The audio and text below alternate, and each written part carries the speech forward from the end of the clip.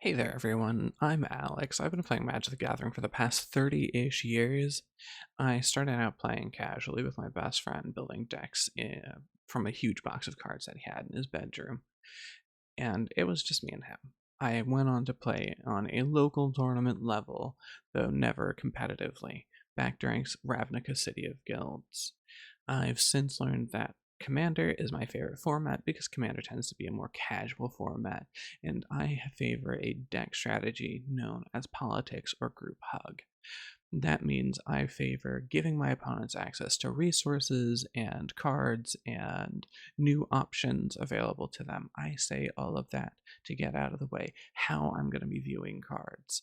I am going to be viewing cards from the perspective of a player who prefers politics, commander, and group hug. I want to put my opponent at the strongest position possible so that when I win, it's even funnier.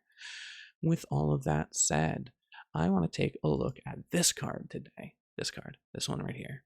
This is Otherworld Atlas. And when I first saw it, I thought this would be a particularly strong card. Otherworld Atlas costs 4 mana, is an artifact, and is originally from Avacyn Restored.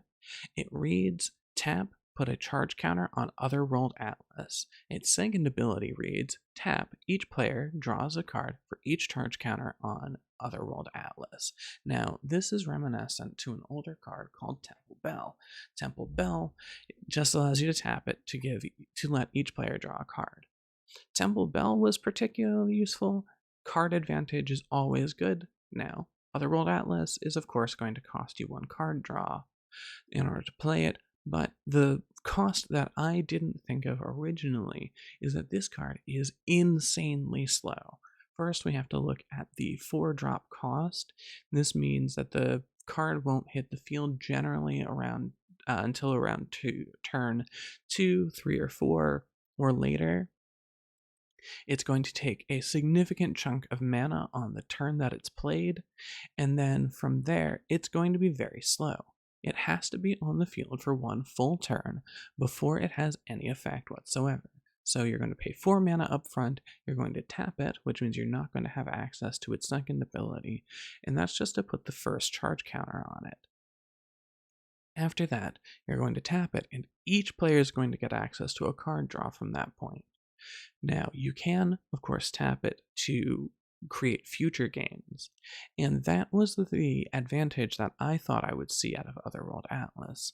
However, this advantage never really manifests in a game, as by the time you're on turn 4, 5, 6, the sort of state of the board has advanced so quickly that Otherworld Atlas just continuously falls farther and further behind.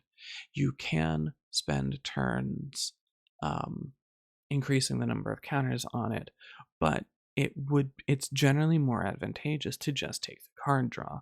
Even the single card draw loss from the first turn of Otherworld Atlas it's not great. You could be playing Selvala, Temple Bell, any number of cards that just say all opponents draw 1 card, and I think you would get a bigger advantage than you would out of Otherworld Atlas.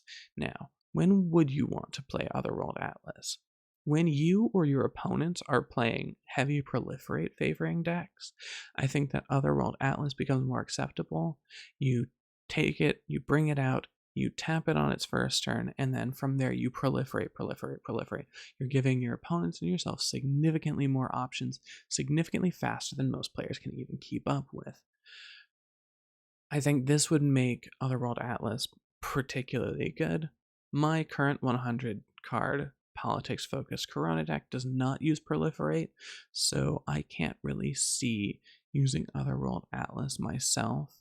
However, there are cards that take advantage of cards having counters on them.